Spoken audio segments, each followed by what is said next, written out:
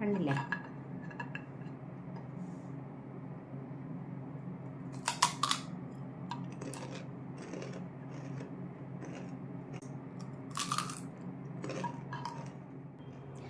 എല്ലാവർക്കും നമസ്കാരം. പൃഥ്വി വ്ളോഗ്സിലേക്ക് സ്വാഗതം. ഇന്ന് ഞാൻ വളരെ പെട്ടെന്ന് ഉണ്ടാക്കുന്ന ഒരു റെസിപ്പിയാണ് എടുത്തിരിക്കുന്നത്. കുഴലപ്പത്തിൻ്റെ റെസിപ്പിയാണ്.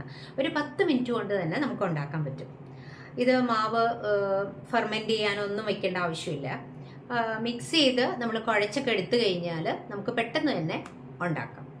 അതായത് വെളിച്ചെണ്ണയിലാണ് ഞാൻ ഉണ്ടാക്കുന്നത്. ഇതൊരു നാടൻ പലഹാരമാണല്ലോ, അപ്പോൾ അതുകൊണ്ട് വെളിച്ചെണ്ണയിലാണ് ഉണ്ടാക്കുന്നത്. മാവുണ്ടാക്കി ഉടനെ തന്നെ നമുക്ക് അതൊക്കെ പരത്തി അത് കുഴലിൻ്റെ പോലെ ആക്കി നമുക്ക് പെട്ടെന്ന് തന്നെ വെളിച്ചെണ്ണയിലിട്ട് ഫ്രൈ ചെയ്തെടുക്കാം. ഇതെങ്ങനെയാണ് ഞാൻ ഉണ്ടാക്കുന്നതെന്ന് നോക്കാം. വളരെ പെട്ടെന്ന് തന്നെ നമുക്ക് ഇത് ശരിയാക്കി എടുക്കാം. ആകെ ഞാൻ നോക്കിയിട്ട് ഞാനിത് ആദ്യമായിട്ടാണ് ഉണ്ടാക്കുന്നത്. എൻ്റെ വീട്ടിലൊക്കെ ഉണ്ടാക്കുന്നത് ഞാൻ കണ്ടിട്ടുണ്ട്, പക്ഷേ ഞാൻ ഉണ്ടാക്കി നോക്കിയിട്ടില്ല. പക്ഷേ എനിക്കിതിൽ അത്ര ബുദ്ധിമുട്ടുള്ളതായിട്ട് തോന്നുന്നില്ല. പക്ഷേ ഇത് ഒന്ന് പരത്തി ഇത് ആ കുഴലിൻ്റെ ഷേപ്പൊക്കെ ആക്കി എടുക്കാനാണ് കുറച്ച് സമയം വേണ്ടത്. എന്നാലും സംഭവം ഈസിയാണ്. ഞാൻ ആദ്യം ഇത് കുറച്ച് ചപ്പാത്തിപ്പലകയമൊക്കെ വെച്ച് പരത്തി കുഴൽ പോലെ അതിൻ്റെ കട്ട് ചെയ്ത് അങ്ങനെയൊക്കെ എടുത്ത് ഞാൻ നിങ്ങൾക്ക് വീഡിയോ കാണുമ്പോൾ അറിയാം. പിന്നീട് ആയപ്പോൾ ഞാൻ കുറച്ച് ക്വാണ്ടിറ്റിയേ ഉണ്ടാക്കുന്നുള്ളൂ. എങ്കിലും ആദ്യത്തെ 1-2 പ്രാവശ്യമൊക്കെ അങ്ങനെയൊക്കെ ആക്കി. അത് കഴിഞ്ഞപ്പോൾ ഞാൻ കയ്യിൽ തന്നെ വെച്ച് പ്രസ് ചെയ്ത് ചുരുട്ടി അങ്ങനെയാണ് ഉണ്ടാക്കിയിരിക്കുന്നത്. പക്ഷെ കറക്റ്റായിട്ടൊക്കെ വന്നിട്ടുണ്ട്.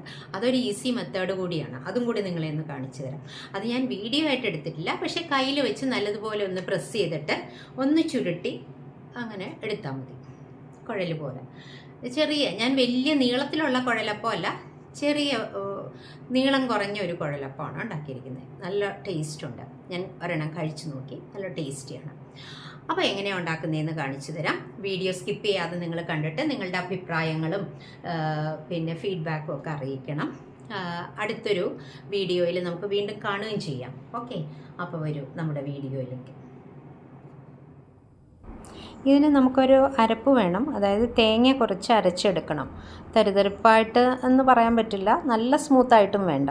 അപ്പോൾ ഒരു 1/4 കപ്പ് തൊട്ട് 1/2 കപ്പ് വരെ തേങ്ങ എടുക്കാം. 2 ചെറിയ ഉള്ളി എടുത്തിട്ടുണ്ട്, 1 വെളുത്തുള്ളി എടുത്തിട്ടുണ്ട്. കുറച്ച് വലിയ വെളുത്തുള്ളിയാണ്. പിന്നെ ഒരു 1/2 ടീസ്പൂൺ ജീരകം. ഇത് എല്ലാം കൂടെ ഒന്ന് അരച്ചെടുക്കണം. മിക്സിയുടെ ചെറിയ ജാറിലിട്ട് നല്ലതുപോലെ അരച്ചു. എന്ന് വെച്ചാൽ വെണ്ണ പോലെ ഒന്നും അരയണ്ട, കുറച്ച് തരിതരിപ്പായിട്ട് അരയ്ക്കാം. ഇനിയും ഈ അരപ്പ് നമ്മൾ ഒരു പാൻ എടുത്ത് വെച്ചിട്ട് അതിലേക്ക് ഇട്ട് കൊടുക്കാം. ഇനി ഇതിലേക്ക് നമ്മൾ ചേർത്ത് കൊടുക്കാൻ പോകുന്നത് വെള്ളമാണ്. ഇത് വെള്ളത്തിൽ ഒന്ന് തിളപ്പിച്ചെടുക്കാം. എന്നിട്ട് വേണം നമുക്കിതിലേക്ക് മാവ് ചേർക്കാനായിട്ട്. ഞാൻ ഈ മെത്തേഡാണ് യൂസ് ചെയ്യുന്നത്. എനിക്ക് ഇതാണ് നല്ലതായിട്ട് തോന്നുന്നത്. ഇനി ഇതിലേക്ക് ഞാൻ 1 കപ്പ് അരിപ്പൊടി എടുക്കുന്നത്, അതുകൊണ്ട് 1.5 കപ്പ് വെള്ളം എടുക്കണം. ഇപ്പോൾ ഇവിടെ ചേർത്ത് കൊടുത്തത് കുറച്ച് ഉപ്പാണ്. ഒരു 1/2 ടീസ്പൂൺ കഷ്ടി ഉപ്പ് എടുത്തിട്ടുണ്ട്. ഇനിയും ഇതിലേക്ക് വെള്ളം 1.5 കപ്പ് ചേർത്ത് കൊടുക്കണം ഈ അരപ്പിലേക്ക്. എന്നിട്ട് നല്ലതുപോലെ ഒന്ന് മിക്സ് ചെയ്തതിന് ശേഷം ഒന്ന് തിളപ്പിക്കണം. സ്റ്റൗ ഓൺ ചെയ്ത് കൊടുക്കാം. ഇനിയും ഇത് ഒന്നിളക്കി കൊടുക്കാം. എന്നിട്ട് ഒന്ന് നല്ലതുപോലെ വെട്ടി തിളയ്ക്കണം. അപ്പോൾ ആ ജീരകത്തിൻ്റെ ആ പച്ചച്ചുവയൊക്കെ ഒന്ന് മാറിക്കിട്ടും. തേങ്ങയും ഒന്ന് അതിൽ കിടന്നൊന്ന് കുക്കായി കിട്ടും. നല്ലപോലെ ഒന്ന് ഇളക്കി കൊടുത്തു. ഇപ്പം നല്ലതുപോലെ തിളച്ചു വന്നിട്ടുണ്ട്. ഇനി ഇതിലേക്ക് നമ്മൾ എടുത്തു വച്ചിരിക്കുന്ന അരിപ്പൊടി, ഇത് അപ്പം ഇടിയപ്പത്തിൻ്റെയൊക്കെ പൊടിയാണ്. ഇത് കുറേശ്ശെയായിട്ട് ചേർത്ത് കൊടുക്കണം. ചേർത്ത് കൊടുക്കുമ്പോൾ തന്നെ നമ്മൾ ഇളക്കി കൊടുക്കുകയും വേണം. അപ്പോൾ അവിടെ ഇവിടെയും കട്ട പിടിക്കാതെ നല്ലതുപോലെ ഇളക്കി യോജിപ്പിക്കണം. പിന്നെ അരിപ്പൊടിയുടെ ഇതനുസരിച്ചിരിക്കും, ചിലപ്പോൾ കുറച്ച് വെള്ളം കൂടുതലൊക്കെ ചേർക്കേണ്ടി വരും. ഇതിപ്പോൾ ഞാൻ 1.5 കപ്പാണ് എടുത്തിരിക്കുന്നത്. നല്ലതുപോലെ മിക്സ് ചെയ്യുക. ആ പാത്രത്തിൽ നിന്ന് വിട്ടുപോരുന്ന ഒരു പരിവാകുമ്പോൾ സ്റ്റൗ ഓഫ് ചെയ്ത് വയ്ക്കാം. നല്ലതുപോലെ ഇളക്കി അവിടെ മാറ്റി വയ്ക്കാം. ഇനി ചൂട് കുറച്ചൊന്ന് ആറിക്കഴിയുമ്പോൾ നമ്മൾ കൈകൊണ്ട് തന്നെ നല്ലതുപോലെ ഒന്ന് കുഴച്ചെടുക്കണം. അതിന് മുമ്പായിട്ട് 1 ടീസ്പൂണോളം വെളിച്ചെണ്ണ ഇതിലേക്ക് ചേർത്ത് കൊടുക്കാം. കുറച്ച് ചേർത്താൽ മതി. എന്നിട്ട് ഒന്നുകൂടി നമ്മളുടെ കൈ വെച്ചിട്ട് ഒന്ന് നല്ലതുപോലെ കുഴയ്ക്കണം.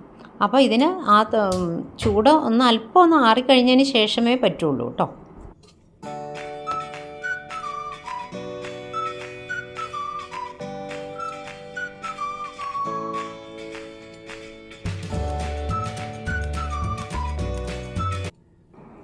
ഇനി ഇതിലേക്ക് ഒരു 1/2 ടീസ്പൂൺ എള്ള് ഒന്ന് കഴുകി ആ വെള്ളമൊക്കെ ഒന്ന് ഊറ്റിക്കളഞ്ഞ് ഇതിലേക്ക് ചേർത്ത് കൊടുക്കണം. വീണ്ടും ഒന്ന് ഈ എള്ള് ഇതിലേക്കൊക്കെ ഒന്ന് മിക്സ് ചെയ്യണം. ആ മാവിൻ്റെ എല്ലാ ഭാഗത്തും ഒന്ന് എത്തത്തക്ക വിധത്തിൽ നല്ലതുപോലെ ഒന്ന് മിക്സ് ചെയ്ത് കൊടുക്കണം.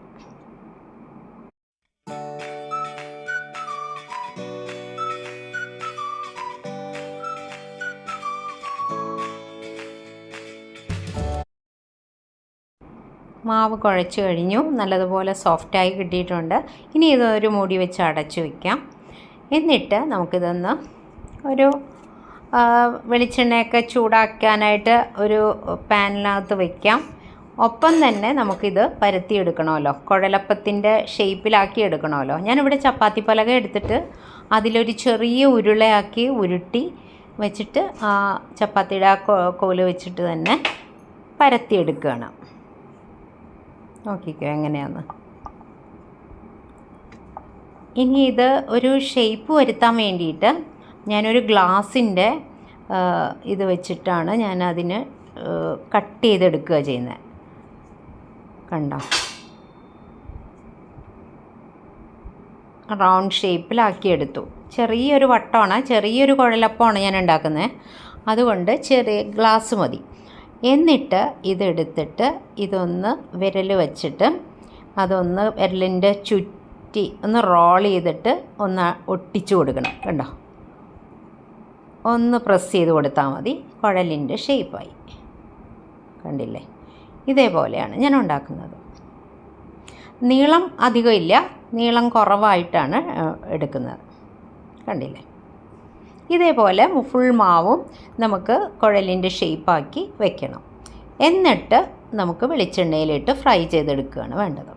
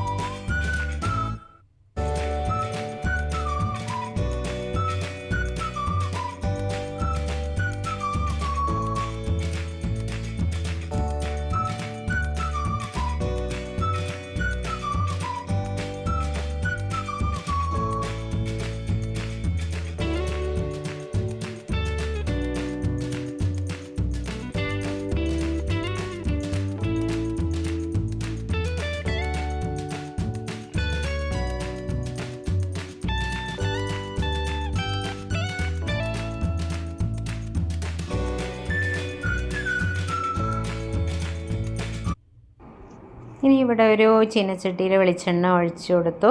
അത് നല്ലതുപോലെ തിളച്ച് വന്നപ്പോൾ നമ്മൾ ഷേപ്പ് ചെയ്ത് വെച്ചിരിക്കുന്ന കുഴലപ്പം എടുത്തിട്ട് കൊടുത്തു. ആദ്യം നല്ല ഹൈ ഫ്ലെയിമിൽ തന്നെയാണ് ഞാൻ വെച്ചത്. കുറച്ച് കഴിഞ്ഞപ്പോഴത്തേക്കും ഫ്ലെയിം ഒന്ന് കുറച്ചിട്ടുണ്ട്. എന്നിട്ട് പിന്നെ അത് ആ ഇതിൽ മീഡിയം ഫ്ലെയിമിൽ തന്നെ കിടന്ന് നല്ലതുപോലെ ഫ്രൈ ആയി വരട്ടെ.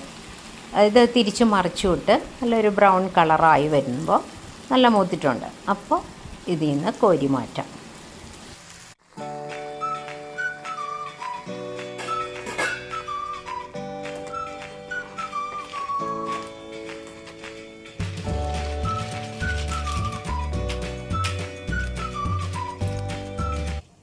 ഇത് അടുത്ത ബാച്ച് ഇട്ട് കൊടുത്തു.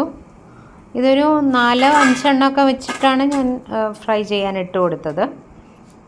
ഒരുപാട് നിറയെ വെളിച്ചെണ്ണയൊന്നും ഞാൻ ഒഴിച്ചില്ല. അത്രയും ഒരു 4-5 എണ്ണം മുങ്ങി കിടക്കാൻ പാകത്തിനുള്ള വെളിച്ചെണ്ണയെ ഒഴിച്ചിട്ടുള്ളൂ. എന്നിട്ടത് തിരിച്ചും മറിച്ചുമൊക്കെ ഇട്ട് ഫ്രൈ ചെയ്തെടുത്തു. പിന്നെ ഞാൻ ആദ്യം ഒരു 3-4 പ്രാവശ്യം ഒരു 8-10 എണ്ണം മാത്രം ഈ പരത്തി ചപ്പാത്തി പലകയിൽ വെച്ച് പരത്തിയൊക്കെയാണ് എടുത്തത്. പിന്നീട് ഞാൻ എന്ത് ചെയ്തെന്ന് വെച്ച് കഴിഞ്ഞാൽ ചെറിയ ഉരുളകളാക്കിയിട്ട് അത് കയ്യിൽ വെച്ച് തന്നെ പ്രസ് ചെയ്തിട്ട് അങ്ങ് റോൾ ചെയ്തെടുത്തു. എന്നിട്ട് പ്രസ് ചെയ്ത് കൊടുത്തു. അങ്ങനെയാണ് ചെയ്തത്. പക്ഷേ അതിൽ വലിയ കുഴപ്പമൊന്നുമില്ല. അതിൻ്റെ തിക്നെസ് മാത്രം നമ്മളൊന്ന് ശ്രദ്ധിച്ചാൽ മതി. അധികം തിക്കായിട്ട് വരരുത്. കയ്യിൽ വെച്ച് തന്നെ നമ്മുടെ ഉള്ളം കയ്യിൽ വെച്ചിട്ട് നല്ലതുപോലെ ഒന്ന് പ്രസ് ചെയ്ത് കൊടുത്താൽ മതി. വളരെ എളുപ്പമാണ്. അപ്പോൾ ഈ കട്ട് ചെയ്യണ ഇതൊക്കെ അങ്ങനെ സമയമൊക്കെ ലാഭിക്കാം. അങ്ങനെ ഫുള്ളും ഫ്രൈ ചെയ്ത് എടുത്തു.